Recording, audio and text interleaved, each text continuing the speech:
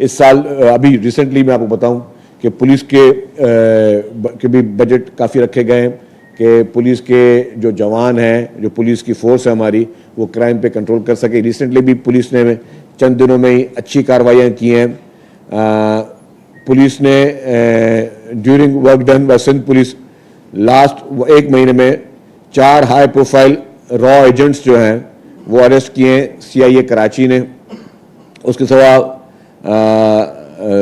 Indo Pakistan tension के दौरान भी उन एजेंट्स की कोशिशें कुछ थी, लेकिन उसको सिंध पुलिस ने CIA ने बहुत अच्छे तरीके से उनको ट्रैप किया और उनको अरेस्ट किया है।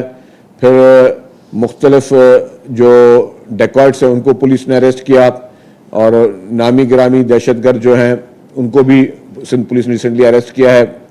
एंटी डेकॉइट्स एक्शन में सिंध पुलिस ने 27 डाकुओं को जो है वो मारा है इस पिछले चंद दिनों में, जिसमें से 128 इंजर्ड हुए हैं डाकू जो कि पुलिस की तहवील में हैं और उनका इलाज करा के पुलिस ने किया।